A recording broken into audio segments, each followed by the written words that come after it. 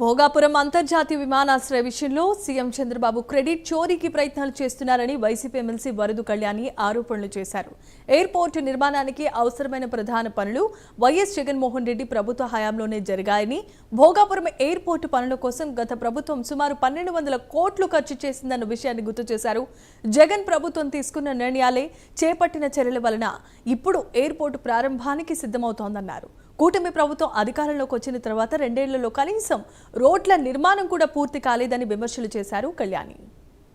ఉత్తరాంధ్ర అభివృద్ధిలో కూడా భోగాపురం విమానాశ్రమం అనేది ఖచ్చితంగా ప్రముఖ పాత్ర పోషిస్తుంది, కీలక పాత్ర పోషిస్తుంది అనడంలో ఎటువంటి సందేహం లేదని తెలియజేస్తూ ఉన్నాను. ఈ విమానాశ్రయం అనేది ఏర్పాటుకు ఎంతో కీలక పాత్ర పోషించారు మా జగన్మోహన్ రెడ్డి గారు.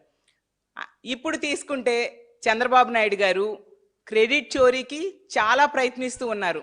గత వారం రోజులుగా చంద్రబాబు నాయుడు గారు ఆ పార్టీ వాళ్ళు చేస్తున్న హడావుడి చూస్తుంటే ఈ రాష్ట్ర ప్రజలు, మరీ ముఖ్యంగా మా ఉత్తరాంధ్ర ప్రజలు నవ్వుకుంటూ ఉన్నారు.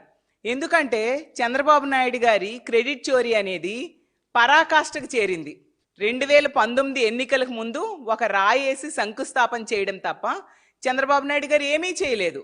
ఎందుకంటే 2020 జూన్లో జిఎంఆర్తో అగ్రిమెంట్ చేసుకోవడం అయితేనే, R&R అవ్వచ్చు, భూసేకరణ అవ్వచ్చు, అక్కడున్న ప్రజలకి పునరావాసం కల్పించడం అవ్వచ్చు, అక్కడ ఎయిర్పోర్ట్కి కావాల్సిన వాటరు, అలాగే డ్రైనేజెస్, ఎలక్ట్రిసిటీ, ఇంటర్నల్ రోడ్స్, అలాగే ఏరోనాటికల్ సర్వీసెస్, ముఖ్యంగా నిధుల సమీకరణ అన్నీ కూడా చేసింది మా ప్రభుత్వ హయాంలో మా జగన్మోహన్ రెడ్డి గారు.